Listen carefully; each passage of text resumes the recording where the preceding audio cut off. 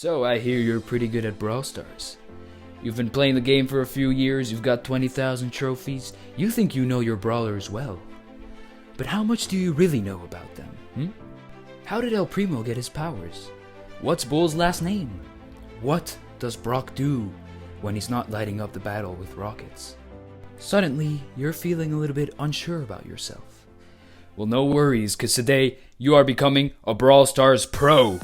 Because today I'm gonna answer all those questions and more, thanks to the deleted and forgotten brawler descriptions that were in the game back in beta. And there's a lot of good stuff to check out, so let's get right into it. Right off the bat, we've got El Primo, who was hit by a meteor from outer space, giving him superhuman strength and unrivaled charisma. Now that is a badass origin story.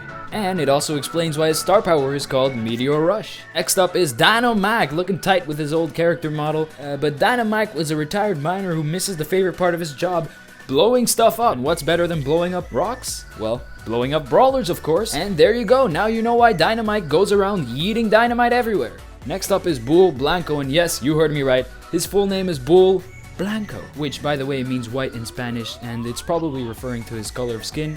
And now I'm starting to see why they deleted these brawler descriptions. Over here we've got Ricochet, or as the kids like to call him, Rico. But anyway, Ricochet was a former pool bot made obsolete by a newer model, and obviously being replaced really sucks, and I hope that never happens to him again. Over here we've got Mortis, the bringer of bats, or should I say, Mortis the Undertaker. Anyway, he puts people in coffins. Despite his spindly frame and apparent years, he moves with surprising speed, and that suggests that Mortis is actually quite old. And I know Mortis is kind of like a vampire or something, he probably ages slower than normal people, but either way, he still looks pretty good. I mean, look at that, not a single gray hair in sight. Unless of course you look at his old character model where he had quite a few gray hairs and some weird looking front teeth as well. And if you're wondering about Crow's origin story, you're gonna have to keep wondering. It says this enigmatic creature just appeared in town one day. Nobody dares to ruffle his feathers. Not anymore. And look at that, Crow used to cost 600 duplicate tokens, which is just so much. Like, for comparison, rare brawlers only costed 3 tokens, and super rares only costed 10. And over here we've got Brock the Jock, who, when not lighting up the battle with some rockets, is lighting up the dance floor with his smooth moves. And if you own Boombox Brock, you know how smooth his moves are. Oh yeah. Smooth stuff.